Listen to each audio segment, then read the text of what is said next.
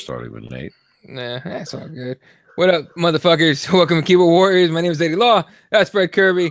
That's just Bacava in full recovery mode and pain and all that shit. But he's on that. He's in California. Let's just put it that way, right? And he ain't driving the pedo van today. So, yeah, the van with the free candy signs on the sides. All right. Well, let's kick off with probably the biggest story out of today. Nate Diaz putting on Instagram that he's ready to come back. What do you say, May or June? Right. I'll pull out the posts as you guys if you talk about it. But Kirby, what does that do for you right there? I mean, listen, man, at the end of the day, do I want to watch Nate fight? Yeah, I do. But I mean, I don't know. Like, he kind of came back and made it seem like this was this big magical. And I mean, I guess it was a big thing a little bit. What you had, Eddie Alvarez came out and wanted the fight, and somebody else chimed in too immediately. Kevin Lee. Yeah, and Kevin Lee chimed in. But look, man, I love Nate. And at the end of the day, I think Nate might very well be the best lightweight on the planet. Maybe. But God damn it, he don't fight enough. You know, people got some kind of stones on him giving Conor shit about not fighting. This was the fucking last time Nate fought. At least Conor went and boxed Floyd Mayweather. Nate ain't fought as long either and ain't done shit. I mean, and that's coming from a Nate fan. Real shit. I'm a big Nate fan, but bro, you got to compete. Like, I'm happy he's coming back, but I mean, what the fuck we supposed to do? Start fucking busting out the piñatas? Come on, come back and win one, and then set up a bigger fight. And you know what I'm saying? Like, I mean, I'm happy, but the fact that this is like big news is a little extra for me. Right. And here's the post itself right here. Let me see if you guys can see that. All right, so this Nate is on Instagram saying, sick of sitting around waiting for you fuckers to do shit. There's no excitement in this fight shit. Step your games up. I'll see you around May or June. Sincerely, the real champ. Middle finger up, of course.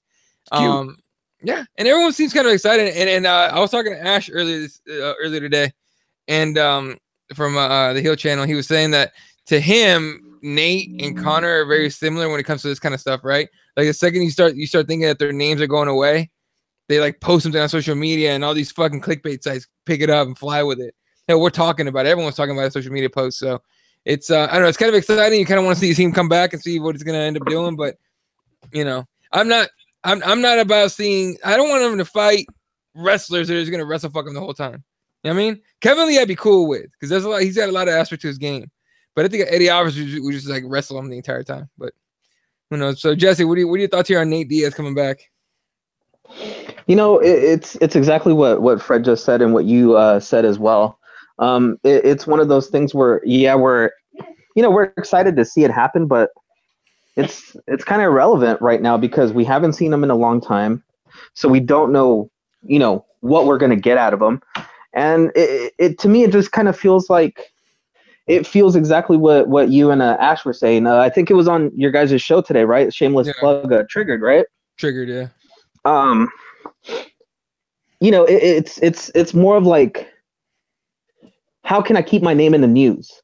How can I keep myself, in this news cycle and kind of, get some popularity behind what I'm about to do? Who knows if he's really coming back, man? Like, we've been hearing that they've been training and all this stuff, what was it? The Golden Snitch on Joe Rogan said that, Nick was probably going to come back, all this stuff. So it's like, is this more of like a, hey, let's cash in on our name right now, and probably get some more sponsors, probably get some more, social media, hits or whatever. Like, who knows what this all means? But if he isn't in fact coming back, hey, let's see it. I'm excited to see what he does, and hopefully he can come in, beat up somebody, that's a top 155er, and then get a trilogy fight with Conor. Why not, right? Okay. I mean, there's plenty of time to make that happen. Real quick on the YouTube comments. Shout out to everyone showing up. Uncle Hank's drinking buddy. What's up, man? Priya Rose. Mike Jar is making his return. What up, Mike? Dan from Oregon. Raiders here. Joy Tremendous. What's up, everybody? So yeah, speaking of social media shit, you got something to think about this. Cyborg social media boyfriend, or what's his name, right? Ray Albee or LB, or however you say his last name, or his name. You guys see the post she's been putting up about Megan Anderson? She put up I'll find it right now real quick, but she you see it? Yeah, was it the immigration shit?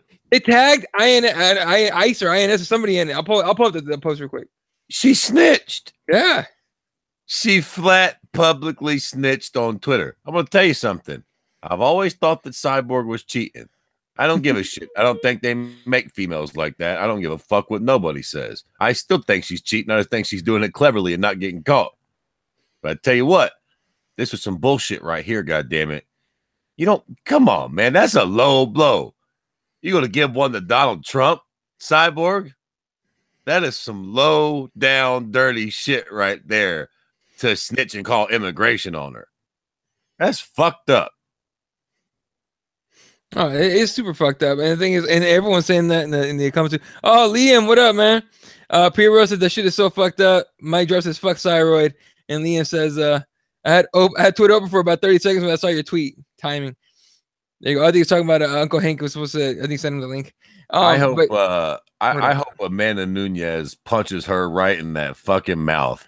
I tell you what, beyond this was not cute. But bigger picture, Cyborg. Yeah. Cyborg is not doing any of the right things from a PR perspective. Yeah, so here's a tweet. You want to talk business, Megan? I didn't come to USA on a tourist visa to work illegally, then have personal issues so I could marry and stay in America at United States. What was that? I forgot the whole whatever. But still, you get it. Yeah. Yeah. So that's the tweet right there. I mean, God, get the fuck out of here. That's just dirty shit. It's fucked up to get all personal and shit like that. But here's the thing. Right after that happened, everyone's Megan herself was. I mean, you saw that tweet right there saying Ray Elby, go through the UFC channels. You don't fucking make fights on Twitter. And I think not too long after that. And Jesse, tell me if you saw this.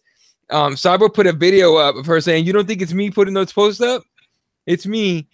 And as soon as I saw that video, I was like, "No, it's not. No, it's not. You can't write that. Like, you got good English. You're not that good."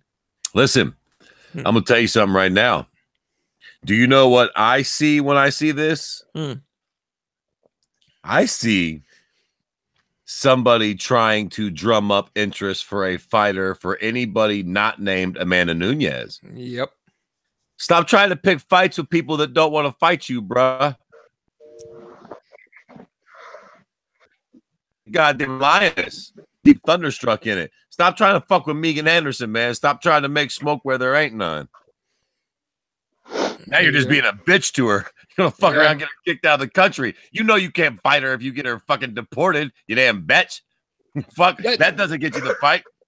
And that was the dumb part, right? It's like she could have put the immigration on the tweet, but she wants to fight her. No, you don't. Like it's the whole thing is weird. Jesse, what do you think of that? Weren't we all praising Cyborg for punching Angela Magana because she was being bullied by her? True. And now, like, everybody's on Cyborg's side. Like, yeah, you tell her about, like, how she's, flunking the system or whatever. Like, what the hell is this, man? Is this like Tito Ortiz rubbing off on her? Is she gonna start rolling around with MAGA T-shirts and hats now? I still don't think it's her. What is going on? And by the way, Megan Anderson calling out Ray Elby or something like that. Yeah, that's not who's doing it either. Really? It's her boyfriend. It's her boyfriend. What's her boyfriend's name? I forget his name. I thought that was him. No. I guess I think that's what they thought was his manager's name or her manager's name. Okay. But whatever, her boyfriend. Yeah, I mean, they basically just sit around on Twitter, do their thing. It's dumb. It's dumb what they're doing. They should stop. And honestly, were we talking about Cyborg having like one or two more fights and then leaving? Can't we just cut her contract now and like be done with this whole drama of 145, not really having a division, not really having any kind of opponents, and just dealing with somebody that's just drumming up all kinds of crap like this? Like, come on, let's be done with this. Send her to Bellator and see what she does there. Let's just fucking sign Gabby Garcia and do some super fights, man. Let's have some fun. That ain't happening. Yeah, they invite their friends and shit. Oh, for the right amount of money, they'll do it. But I don't even know if that would draw. No, that would probably draw. A giant chick against Cyborg would draw. I'm down with that. I'm down with that. Yeah. All right. But yeah, with the whole bullying thing, just let that shit go. YouTube comments. Raider says, I have a fucked up sense of humor, or I thought it was funny and ironic. Yeah, Priya says, yeah, I want Cyborg to get fucked up. She got a whole division and everyone's kissing her ass. She needs to be humble just a bit. So let her go to Bellator as Raider. I mean, look, at this point, I mean, she's to me, she's hurting her own case, right? By doing this whole shit with the tagging, immigration, all that shit. No, that's it though. I hope she does stay in the UFC because the reality is I've seen some little fucking pricks on some Facebook fucking site being like, Cyborg to go to Bellator where the competition, man, suck my dick. Yeah. There ain't no competition in Bellator for Cyborg. She'll go over there and be a can crusher for the rest of her existence. I hope she stays in the UFC so that eventually, and the UFC will do this. If she stays in the UFC, eventually the UFC will find somebody to kick her ass. Mm-hmm. Somebody. They'll find and sign a woman somewhere, be it a 35er, a natural 45er from outside the organization. They will eventually sign somebody that will throw Cyborg a beat him. She just got to stick around long enough for it. There you go. All right, let's talk a little bit of Bellator here because we've been talking about that Grand Prix and everything. But before that, real quick, shout out to Aaron Pico. That body shot with, I think it was like the first round was almost over. That body shot he dropped Shane with. God damn, dude, how good is this kid? High level wrestler. I think he's an Olympic wrestler and all that. But high level wrestler, and his hands are starting to catch up a little bit. Sure, Shane isn't like a top 5 fighter, right? But to be able to go from no hands to be able to drop dudes with body shots, that's impressive. And I think it says a lot about Aaron Pico. And I'm excited to see how good he gets. He's only like 22 or something like that, right? Mm-hmm. He's got all the skill. He's got all the skills in the world, and he's getting there. And hey, look, let him grow up in Bellator, and then come on over to UFC and see what's up. But it's even better. What up? Is that what we want though? Do we want the Bellator kind of road to success? Because look what's been going on with our boy over there at MVP? Bellator, MVP. Like, where's that hype train going?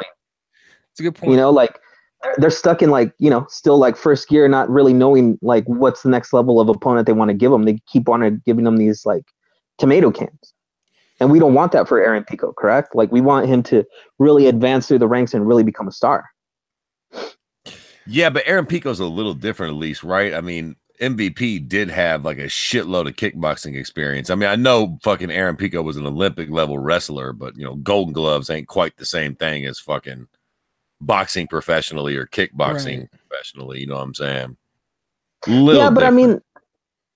I mean, you look at what Scott Coker managed to do with DC, right? He had him in Strike Force. He had him as an alternate into a tournament. Then he actually put him into a tournament with some high level guys with not much experience in striking or anything, and he manhandled pretty much everybody in that tournament that he was against. So I mean, I think he should know by now that babying these guys isn't the way to make them the best that they can be. Yeah, but Jesus fucking Christ, Jesus, the cute cocksucker got submitted in like 13 seconds in his first fight. We don't want to go too fucking crazy. Clearly, we'll ruin the kid. That's a good point. Real quick, Dan from Morgan says, shout out to Joey Davis spinning back kick to the liver TKO on the prelims. I actually got to see that, and I want you guys to see it too because that shit was sick. As soon as I'm able to fucking pull the thing up, but I don't know if you guys, I'm sure you guys caught this right here, right? Pow, right to this. Oh yeah. That was some shit right there. Dude, yeah, and Joey Davis, just like the tweet says, is a wrestler coming up with this with like fucking striking. So, again, you could go with Jesse has a point. Do we really want these guys developing the way Bellator does by giving them cans over and over and over again, and then having no one else to throw at them? But at least MVP has one guy that fought in this card, and that guy is Roy McDonald. Yeah, he's obviously the champ now, right? You guys see his leg? I kicked. I mean, fucking Lima is a bad motherfucker, man. I got to give him a lot of credit for what he did. But dude, to get his leg shattered up like that, and I don't know if it's broken or anything, but he had a big old hematoma on it. It wasn't. Wasn't okay. And well, in the fifth round, I almost gave him 6 rounds. In the fifth round, I think it was when Rory just took him down just to stay on top of him. Anyone, I don't know. Maybe I was the only one that was bothered by it. Lima didn't even try to get up, right? And also, he just sat on his back thinking it was like jiu-jitsu, like a jiu-jitsu tournament. I think he was exhausted by then, man. That's possibly. Yeah. There's a problem that comes with all that power if you're not on steroids. this isn't a video game. Yeah. Eventually, you run out of steam, especially if you're being punched and kicked the whole time. I mean, man, and you know this, Eddie. You actually train and compete with jiu-jitsu, so you know. I think motherfuckers don't understand how exhausting it is. Yeah. To grab another full-grown man and to just pummel underhooks. Yeah. Just fucking wham, wham, wham. Dude, do that shit for 30, 45 seconds. I'm fucking huffing and puffing like an old geezer. Yeah. You fucking grab each other and hit the ground, and then you throw in punches where we're actually fucking giving each other shots in the gut and elbow each other in the head, like the adrenaline dumps and shit, man. Who was it? Somebody was talking about this shit. I think it might have been Chael Sonnen. Somebody was talking about it. Or no, it was I think it was Ben Askren. Yeah. On the Joe Rogan shit. And he was just talking about, guys not getting tired in 5-round fights after wrestling. He's like, I'm an animal. And he's like, I've been in wrestling matches for 7 minutes where I'm fucking dog tired. And these motherfuckers are 22 minutes in, been fucking beating the fuck out of each other, and they're not slowing down. And he's like, that's just not right. So, should he have probably tried to get the fuck off of the ground because he was actually kind of still in that fight a little bit? Fuck yeah. But after fucking 20 minutes of exhausting fucking battles with one of the baddest dudes on earth, I see how you might just be like, fuck it, nigga, you win. I quit. That's it. We're done. No, but Jesse, your thoughts are on whatever. Right. Go ahead. No. I was going to say, yeah, like that was definitely a great fight, I thought. Okay. With him getting up off the ground, Lima, had he gotten off the ground and, landed a couple more strikes, that probably would have been his fight to win. But you can correlate that to, the other main event on the other side of the other event where you had somebody that also had, a high level of power and striking, and his cardio just literally depleted right before our eyes, correct? Like, after a while, it just seemed like he literally couldn't even put his hands up. But I mean, that goes to show you the level of and like just awesome athleticism that both Lima and Rory has. Two guys really gave each other, just some major damage. Again, Rory taking horrible damage to his body and still finding a way to come through and, win that fight. It was an amazing performance by Rory. But did you guys actually enjoy that second quote unquote main event, or were you guys done after the Rory Lima fight? Okay, hold on quickly before we get, because I'm going to dog the shit out of that damn shit. But before we get to that, yes, Rory's leg looked like shit, and it was definitely admirable that he was still able to win that fight in that shape. Was it just me, or was y'all a little under impressed by Rory's performance? I think I was. I know Douglas Lima is an animal. Don't get me wrong, but I think I was expecting a little more from Rory. Maybe like a finish, or for it to not be that close. Like Rory almost lost that fight. Right. That was really, really close. Here's the one thing I will say about it, and for anyone who hasn't seen it, that's Rory's leg right there. That's what it ended up looking like at the end of the night. It's super fucked up. But I think that looks familiar. Don't do that right now. It's gross. It's good. Bad. It's pretty bad. Anyway, I think Douglas Lima's a bad motherfucker, and I've always been a Douglas Lima guy when it comes to Bellator, right?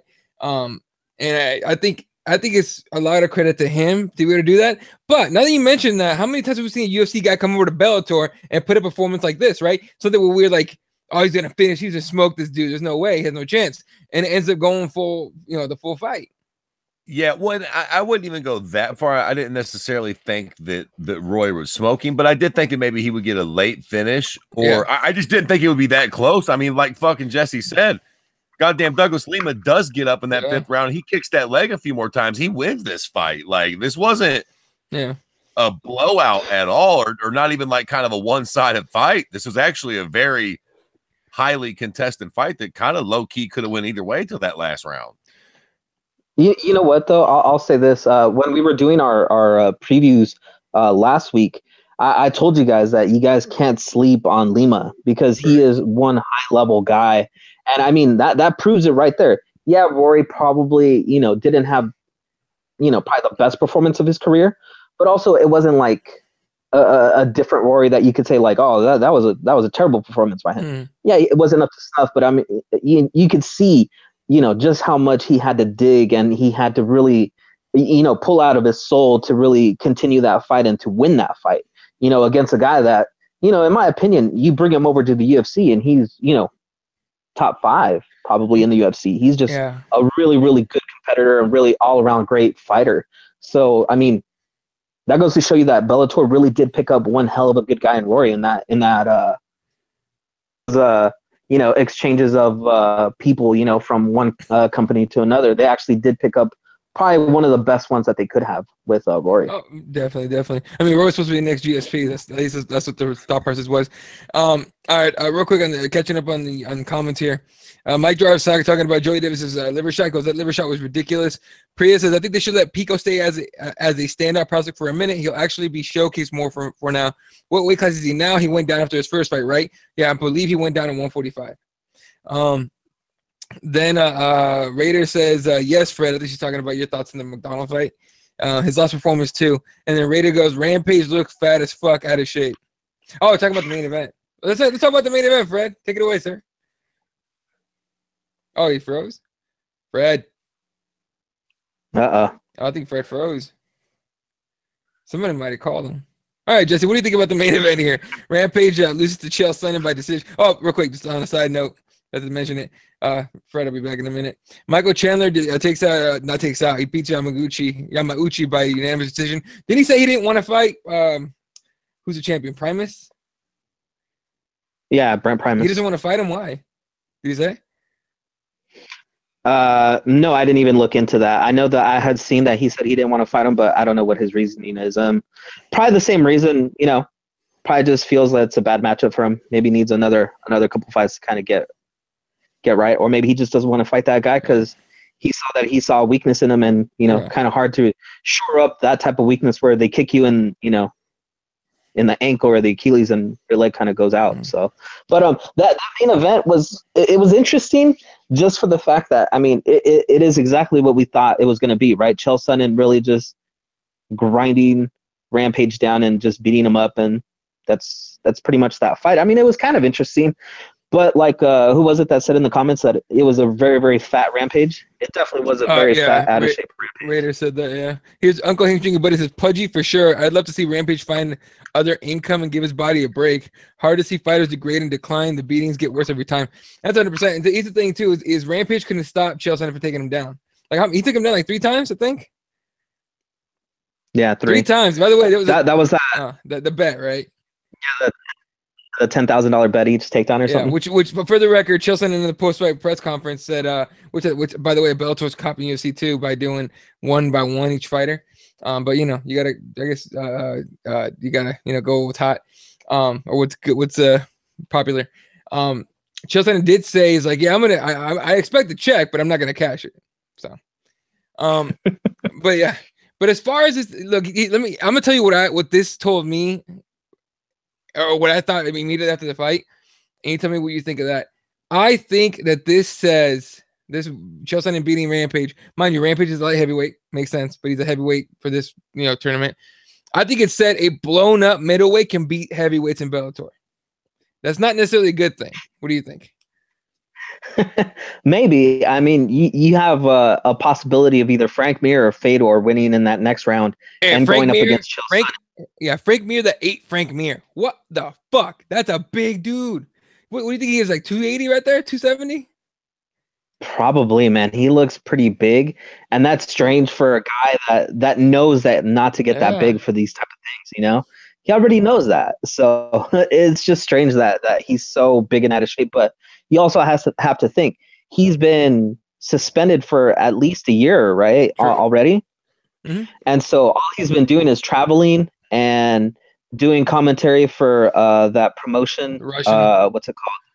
ACB? Yeah, ACB. Yeah, there you go, ACB.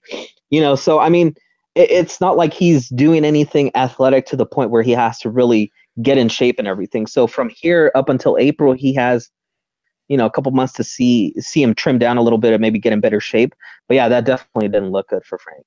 It didn't look good at all. That was terrible. But to your question, yeah, I mean, if Chael Sonnen, MMA gods forbid that Chael Sonnen wins the heavyweight title over at Bellator, that's going to be a complete mockery of Bellator's championship, for sure. Like that'll be it. I almost think that Chael Sonnen would drop a fight. I don't want to say I don't want to suggest that he would actually throw a fight, but it would almost be better. But if Chael Sonnen didn't make the final, you know what I mean, or win anyway, like it'd be bad for Bellator if he won. I think I don't know. It just to me it just said like a blown up middleweight with takedowns can beat a heavyweight in Bellator because he put Chael Sonnen at 222 pounds against Stipe, and Stipe is going to beat the brakes off him, right? You put Chael Sonnen against, yeah.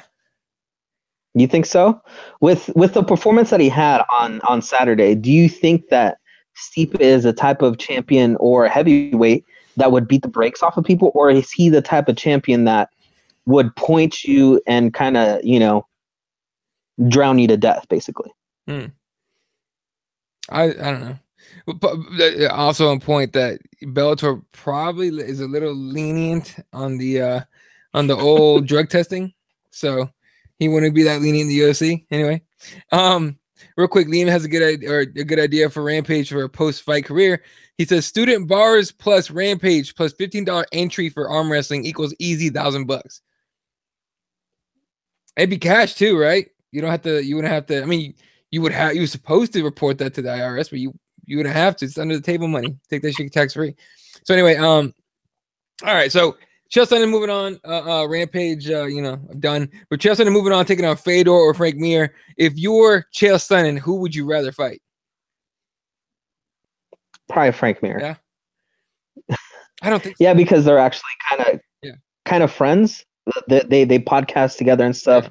They know each other pretty well. And I don't think Frank Mir is going to go in there trying to, take his head off. So I think that would be a much better matchup than Fedor, who has no connection to you and is pretty heavy-handed, is probably going to rip your head off. I think he'd rather fight Fedor, size-wise. Because I think Frank Mir Frank Mir gets on top of him, that shit's game over. You know what I mean? Let's say Frank Mir comes in at the limit, which is like 265, right? Right. Let's say that happens. I mean, what's next, right? Like, hold up. Yeah, it'd be pretty difficult. Yeah, I saw that.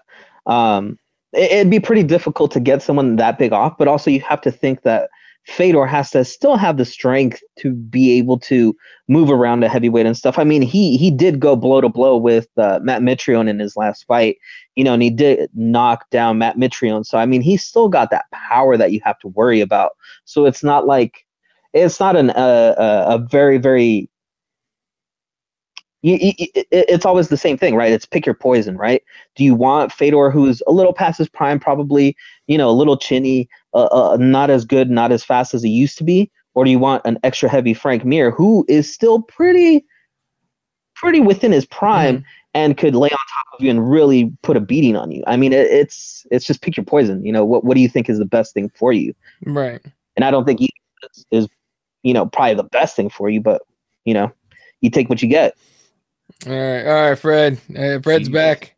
Fucking Christ! What the fuck? I hate technology. Stupid fucking cocksucking $3,000 laptop for fucking what? Apple, you prick you. Hey, Apple. I never accused Apple of making anything that lasts very long. What can I say? All right, so we gave our thoughts here on Sonnen and Rampage. Go ahead and let us know what you thought. Well, I thought about that. What the fuck? That was a goddamn atrocity. Rampage ought to be ashamed of himself. And, congratulations, Chael. You fucking, okay, fine, fuck it. You know what? Chael actually looked all right. He was actually kind of tagging Rampage in the first round. Chael fought a pretty good fight, man. I think Rampage probably needs to call it a day at this point. Like, does anybody think that the Rampage of 7 years ago even, gets touched by Chael? No. I mean, he's just too big, dog. If Rampage is in shape and ready to rock, Chael don't fucking take down Rampage. Getting his back like that, man, that shit was embarrassing. I like Rampage, but, I mean, come on, bro. Chael's a little dude. He's a little dude. Rampage is a goddamn animal, man. He's a big, strong, bad motherfucker. At least he used to be. What the fuck? I know he don't like getting wrestle fucked. And it's one thing to get wrestle fucked by Bader. Bader is a bigger dude than Chael, man. I know Chael's, was a massive 185er, but he's not that big of a 205er.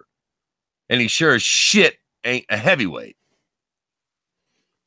I don't know. I just think that fucking that was embarrassing for Rampage. I don't think of Rampage as an elite fighter no more. But I mean, he was at one point the cream of the crop. It's not like this was a guy that was good or he had a phase. Make no mistake about it, man. Rampage is the same dude who fucking, power bombed Ricardo Arona. Literally. Yeah. Joey Tremendez. If you haven't seen that one, look that little doobity up. Fucking Rampage versus Ricardo Arona. Ricardo was fucking hitting him with some nasty elbows. Had him in a triangle choke. Rampage fucking completely took Brazilian Jiu-Jitsu and threw it out the fucking window that night. Yeah, no, I remember that shit. And he did sort of spike. What's his name? He did sort of spike. I actually found it. Hang on a second. I found the video. He's had a few slams in his day, but but he actually dropped what's his name, Sonnen on his head once, and it just didn't. Didn't he almost? Here's that one, Joey. Joey, if you're watching, that right there. That's what Rampage did to Arona. Yeah, there it is. Boom. Swear to God, that was big boy WW fucking E powerbomb shit right there, Jack. Yeah, that was some crazy shit. So what do you think about this guy? Actually, right when you accidentally fell off or whatever, you had to cut off. I said this isn't really great for Bellator because they blown up middleweight, beat a heavyweight, or at least advanced in their heavyweight Grand Prix. Imagine if he wins this shit, or even if he makes it to the finals.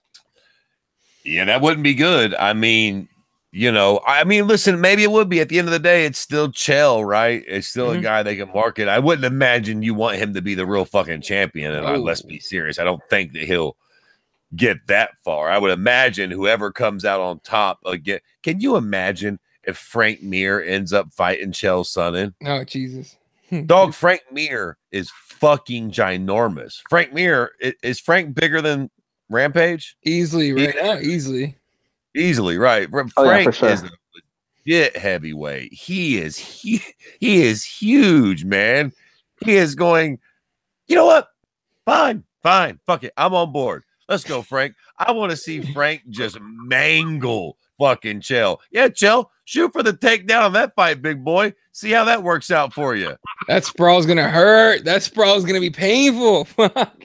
Yeah, somebody needs to show fucking him the Minotauro Nogueira fight. Was it the first one or the second one where he snapped his fucking arm like a toothpick? Fuck, either one. First one, I think. I think it was the first one. Liam, real quick catch. The second one? Okay. Yeah, he knocked him out in the first one. Yeah, it was the second one. Right. Yeah, knocked him out in the first one. Yeah, real quick on the YouTube comments. Liam says, pride never die, and MMA is full of ghosts these days. And Mike Drop said that Rampage is gone and never coming back. That's 100% true. Yeah, it's over. All right. Well, how about this, Ed? I know someone gave a suggestion for a job. How about we make him the backstage correspondent for Invicta? Rampage? Wait. That might be a bad idea, right? Do you want a bunch of sexual harassment like lawsuits coming your way? Because that's what's coming. I'm just saying what it is. You ever seen that video of him and that reporter? He just grabs her, starts humping her in front of the camera. Yeah. Was she Asian? No, I think she's white. Was she Asian? Was she? No, she wasn't. It wasn't like in Pride. It was an American girl, white girl. Anyway, all I know is that if any Asians are around him, they're in trouble. Yeah, that's what I was going to say. He's got a taste for the Asian broads. You seen that video of Nick Diaz, I guess, pretending to or trying to take his girl or something like that? He getting some payback for that shit back in the day. That shit was funny. All right, UFC 220 also went down on Saturday. They were head to head, and there's a lot of bit talk about numbers and all that stuff. I didn't buy into any of that shit, but if you guys want to talk about it, we can. But UFC 220 headlined by Stipe Miocic against Francis Ngannou. But the co-main event, Daniel Cormier against No Time. And I kept saying this before. I said, this is too soon for that dude. But with such a shallow, division, you had to do it. So Fred Kirby did what I thought he was going to do. What'd you think of that shit? Yeah, I mean, the main event, I cannot front. I'm ashamed of myself. I picked against my Ohio boy, and I'm My soul shall, I picked Ngannou. I bought into the hype, and my soul shall burn in hell because of it. But with this fight, yeah, I mean, listen, man, Vulcan, had been cute. He had won a couple fights. He had knocked out. Y'all still there? Yeah. We good? Yeah, we're good. Okay. All right. He had knocked out Jimmy Manoa and knocked out fucking Misha Serkinov.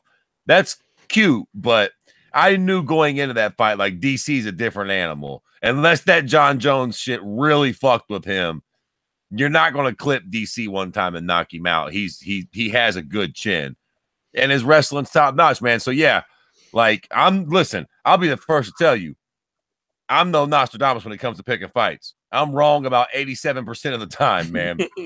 But with this one, I thought for sure, like, once DC gets his paws on you, unless your name is John Jones and you're fucking on steroids, you're going for a fucking ride. Oh, period. Yeah. Period. And, period. Yeah, good point. And Liam says Eddie could say could say both same with both title fights, crap divisions because premature title shots. Jesse, you think you agree with that? Premature title shots? On the DC Vulcan, yes. On the Ngannou Stipe, no. Just because of the fact that now after the fact, we start hearing stories of how Ngannou never did wrestling for this camp. He even admitted himself that he underestimated his opponent, and that's just stupidity. That's not even like, it's experience or anything. Nah, man, that's just stupidity on the highest level, because the only way to beat you is to take you down and beat you up and drain all that power that you have. So knowing that, the other guy's strategy is somehow to implement that against you. And for you not to do any kind of wrestling is just of the highest stupidity. So, I mean, that was not just too early. It was just terrible game planning for such an important title shot, thinking that you're just going to go in, bam, hit him once, knock him out, walk out with the title. That's not how it goes, man. And you know what? I was going to bring this up earlier when we were talking about Bellator's heavyweight division. I saw somebody suggest this to Eddie's good friend Eugene S. Robinson. If Stipe is on his last couple fights or fight on his contract, what would stop him from fighting out his contract and then, possibly jumping over to Bellator, seeing as how the UFC and him are kind of out ahead right now, and he's the most dominant champion? Wouldn't it make sense for him to kind of have himself a little bidding war and make himself desirable and much more better paid? I mean, yeah, but at the same time, I think Dana's going to step up and take care. Don't you think? No. I don't think this will be even remotely close to a thing, because here's the thing, man. Stipe is actually starting to buy into this fact that he's the greatest of all time. Mm-hmm. He's the GOAT heavyweight. If he goes to Bellator, he loses all that. I mean, look at their fucking heavyweight tournament, for Christ's sakes. I mean, what's the best case scenario in that? There's also no heavyweight champion right now. Well, but that's what I'm saying, though. Like, so whoever wins that, like, who would be the best suited person to even fight Stipe, to even remotely bring any kind of credibility to his belt? Like, they don't got that guy over there. True. If Fedor was who he used to be, that might be a thing. But right now, like, what, Ryan Bader? Okay, I understand that. But you also have to remember that the contract negotiations for Stipe were really harsh because they didn't want to pay him what he thinks he's worth. Right. And don't you think Bellator is going to be like, oh, you think you're worth this much? Yeah, no problem. Come on over. Hey, we've got an old Frank Mir. We've got an old, legend in Fedor that you can beat up, and we can put a strap around you, and we'll pay you to do that. Don't you think that would be appealing to a guy like Stipe, when he cares that he's the champ, but he more cares about getting paid? The lack of respect that the UFC is giving him, to the point where he snatched the belt from Dana and had his team put it on him. The disdain and the anger that he has towards the UFC. I mean, this to me could be a big problem if they don't pay him. I think they'll figure something out. I don't think he'll go. Listen. At the end of the day, championship clause is ironclad. I don't give a fuck what he likes or don't like. As long as he's the champ, his funny fucking what is he? Croatian? Yeah. His funny Croatian ass ain't going nowhere. Yeah, if you guys don't know that championship clause extends your contract automatically. Like, listen. Randy Couture flat gave that shit a whirl back in the day. Yeah. You were the champion. You ain't going nowhere. You signed that shit. Hey, Jesse, what were you saying? No, I'm just saying. Yeah, you're right. But there's also the thing of, wasn't it Randy Couture that left the UFC to go to what was it, Affliction, with the championship title, and that's when they had to vacate the title off of him and all that stuff. I think it was Randy Couture, right? That's probably one of the. It's probably like the reason they did that. They put that clause in there. No? What I think what happened was he ended up coming back and fight. Yeah, but he came back and fight Brock Lesnar and lost the belt. Oh, there you go. And then they let him go. And he did that one. What was it? I think Bellator was trying to do a fucking like tough of their own called like Fight Master or some shit like that. They did. Yeah, he did that shit. Yeah, okay, that was an awful. Because they creative people need to work on this shit. Real quick on the YouTube comments. What was with the towels instead of ice and Ngannou? Rarely see that. Dude, nobody knows. Yeah, nobody was icing Ngannou. That was a little weird too. And Ngannou got up. There was a running joke at the house and shit. I was watching it with my homeboy Gary. Yeah. And like every time at the end of the round when Ngannou would get up, Gary would be like, "Shit." And Ngannou's face would just look worse and worse, like he was drunk. He'd get up and stagger around a little bit, and Gary was just rolling. Like, look how fucking exhausted he looks. Yeah, he was fucked up. And the towels were soaked in cold water or ice water or something like that. But I guess that's the way he could be cooled down. Yeah, that's what his corner said. Okay, whatever, man. I know, look as hell though. Yeah, definitely not very common practice. And it wasn't Ngannou that didn't train wrestling. But here's the thing about that: does that speak more to Ngannou or his coaching? Because immediately right after the fight, you should have seen fucking Twitter just drowning and we need to change camps, bro. You need to go to fucking AK or something like that. Which that won't happen because Kane's over there. But still, at the end of the day, and here's the thing about training wrestling, right? Like, if Ngannou was doing no wrestling training, then yeah, clearly that's a bonehead idea. You know, homeboy's gonna wrestle with you. On the same token, Stipe's been wrestling his whole life. Yep, he's had some success as a striker, so people might forget that. But I don't think somebody like Ngannou will ever make up the distance in wrestling. Stipe will always be a better wrestler than Ngannou. But that gas tank, you can do something about. Don't get me wrong. I'm not saying that he don't need to wrestle. He should definitely be wrestling, trying to learn a little bit. But hell, like everybody's like, he needs to learn how to wrestle. He needs to learn how to wrestle. Fuck wrestling. He needs to take some jiu-jitsu. What he needs to learn is how to get the fuck off his back. Shrimp to a hip. You know what I'm saying? Like, once he does get taken down, he wasn't doing a whole lot to get the fuck off the mat either. So that's another issue, but that also requires a lot of energy, man. Yep. It's a lot of gas to get right back up. You know what I'm saying? And look, credit to Stipe. Like I said, man, homeboy can wrestle. He's probably, the second or third best offensive wrestler in that division. So, and that's with Kane being healthy. Probably the best without Kane. Shit, man. Okay, so what up? So I have a question for you guys. The night of, I was extremely upset, and I actually pulled out my old Cain Velasquez flag and started waving it around, hoping that Cain Velasquez will come in there, beat up. Yeah. But I turned Mexican for the night. Full Mexican. I was full Mexican for Cain to come back. But it just bothered me to the fact that, like, the first thing I said was, had Cain been in there, he would have finished that fight.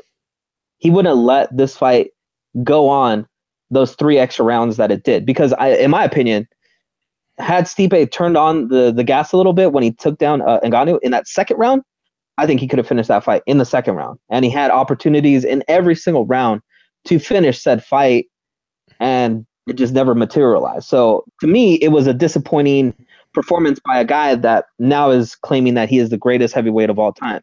What do you guys think? I think he was being a little extra cautious, though. I think he's being real careful. I think you're a bit of a cunt for calling it disappointing. But I agree with you to a degree. I do feel like, I don't know if I'd go as far as to say every fucking round. That's a bit cunty. But I think there were a couple times where Stipe probably should have turned it on and tried to get the finish. I mean, I guess when you're dealing with an animal like that, it's probably smart to keep a little gas in the tank in case the beast gets off the leash a little bit. But I do know what you're saying, though. It was 25 minutes. Stipe was clearly in control of the fight for a good majority of it. It felt like maybe, especially in that 5th round, there was a couple times where he could have just fucking really started slinging the leather and tried to get that finish. I don't love the fact that Mighty Mouse gets those late finishes like that. I'd like to see him get him a little quicker, quite frankly. But I will give Mighty Mouse the fact that he does turn it on, even in that 5th round. Sometimes I would have liked to seen Stipe do that. It's like, bruh, you've kind of got this fight. You know this cat at this point. He's probably not going to get up and catch you with anything lucky. Fucking, fight's about to be over in 3 minutes. Go out, unload the tank on this guy. Yeah. That's my thing. Sorry, Eddie, to interrupt you, but that's my argument for a guy that was so dominant. I mean, we already know when somebody like GSP, he was always attempting to finish the fight. You always saw him working to finish that fight, whether he was on your back, whether he was on top of you in your guard, whatever. But we saw long periods of time in that fight, in my opinion, where Stipe was just kind of holding and controlling, especially that hold where he was like kind of like bullying him into the fence, where he was like putting his forearm on his neck and just holding him there. And I was just like, okay, so when are the body shots coming? When are the knees to the body? The punches? Like there was just that extra step that he could have taken. And here's the thing, Fred, I get like being cautious, but when you are dominating someone that good, why give that person an opportunity to come back in the next round or the next round?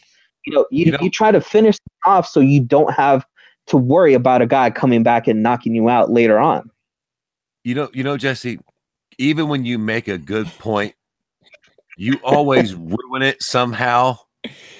Did you just say GSP? I know my thing's fucking up a little bit here, but did you actually say that GSP is your other? Get the we got to wrap this up soon. Let's don't even get me started on this fight. So all right. Let's just I do understand where you're coming from. He could have put forth a little more effort. But that being said, he still broke the goddamn record. And if he ain't the heavyweight GOAT, then who the fuck is? Exactly. I mean, he's got a case for sure, if not the case. All right, real quick on YouTube comments, we're moving on to this weekend's event. Mike Drive says, I'm with Jesse. Priya Rose says, I think people underestimate how gassed he was. We'd all wish he had finished him. I don't think he would have knocked him out or could have knocked him out, though. Liam says, yeah, and no one mentions how Kane was gassing just as he won his last fight. He no longer has 5 rounds in him. Older, bigger, more injured. I'm sure it takes. Maybe he doesn't have. A lot. Yeah, he probably doesn't have 5 rounds at the same pace anymore. But he probably has a solid 4, and then the 5th one, just pray that he can hang on. All right, let's talk about this weekend. Pull up the card real quick. This weekend, headlining is probably a fight no one really cared for, but why not? We got Jacare Souza against Derek Brunson with a co-main event of Des Bermudez and Andre Fili, which is another fight everyone's kind of like, I guess okay. Then, of course, Jordan Rinaldi on here, Gregor Gillespie, however you say his last name. Drew Dober's back against Frank Camacho. In the FS1 prelims, Eric Koch against Bobby Green, which actually this should be a pretty decent fight. Then Mercer Bektik against Godofredo Pepe. Hey, remember Godofredo? What up? Whoa. Back up. I know we got to go soon, so I don't. Do you say Eric Koch? Yeah. Am I? It's not Mike. Is that the? No, fuck Mike. That's the guy, right? That's Eric Koch. Y'all remember this cat? Does that just mean that this cat used to be a good fighter? He hasn't fought in years, right? No. When's the last time Eric Koch fought, man? He's a Duke Rufus guy, right? I think you're right. Hang on, let me pull that up. Remember this fucking kid? He used to be bald head. Let me see here. He was a bit of a prodigy, this kid. Eric the Phoenix Koch. Let's see. Record says last time he fought was 2017. Lost to Clay Guida. No, he used to be bald, yeah, but he's he fought in 2017, 2016. He didn't fight in 2015. Was that it? Yeah, I think he's like a year on layoff. but he hasn't fought on any big cards. I'll tell you that much. Okay, I thought he fucking had been off for a long time or something. I remember this guy. I haven't seen that name in a long time. Yeah, no, I think there's another one, but I don't know. Priya says he's been out back to back with status suspensions. Yeah, that would make sense, I guess. So he has suspended. Yeah, I mean, I think she's right. I'm not 100% sure, but all right. Well, let's go, Bobby Green. Yeah, Bobby Green. Then Bektik and against Pepe. Kitlin Chukagian against Mara Romero Borella, who we just saw not too long ago. Random Marcos is back against Juliana Lima. Justine Kish against Jin Yan Kim. Vink Pichel against Joaquim Silva. Oh, yeah, what? I have Vince from Hell Pichel. I always like that kid's nickname. That's a good nickname, right? Nico Price is back, this time in the early prelims against George Sullivan, and Austin Arnett against Corey Stanhagen, who quite obviously is the newcomer. So you know what? What up? Quietly, I'm fucking with this card. Hey, it's a Fox card. It's free. It's not a bad card for free. Nah, low key, this is all right. We get to see Mirsad Bektik. I mean, he should have won that fight against silly ass Darren Elkins, but you know, Darren Elkins is like a fucking cockroach. He's the hardest thing in the world to kill. Bobby Green versus Eric Koch will be a lot of fun. We get to see Ronda Marcos. We get to see an Asian broad fight, which is always fun. They either fucking do good or they get the piss beat out of them. Fucking Jacare. Like, yeah, I wasn't expecting much out of this card. This card actually looks like it'll be a lot of fun. Yeah, shouldn't be too bad. Should actually be a lot of fun. So again, you get to see the times on there. UFC early 5 pass prelims are 4 p.m. Eastern, 1 p.m. Eastern Pacific time. FS1 prelims 5 p.m. Eastern, 2 p.m. Pacific, and the Fox card. So on Fox, not FS1, 8 p.m. Eastern, 5 p.m. Pacific time. 4 fights on that main card. They're not bad. I'll tell you that. In the main event should be pretty fun too. So okay, no, they're talking about the suspension for Coke. Pirro says he had that Coke had a suspension, then a fight in between suspensions. So he had 2 suspensions with a fight in between them. Oh, okay. I just remember, I remember him. I think he was at 45 or something, man, and he was undefeated for a while. I just remember hearing his name for a while. And he was a big deal, and then I think he moved to 55, and then I haven't heard from him since fucking till just now. Yeah, right. Exactly. All right, look, we're quick last minute check of the headlines. Nothing really crazy. So, all right. Anything else you guys want to talk about before we go? Yeah, but 2 things. Number one, as per the usual, I was plug my buddy Eddie Law's morning toke, or what did you call it this morning? The morning with Ash.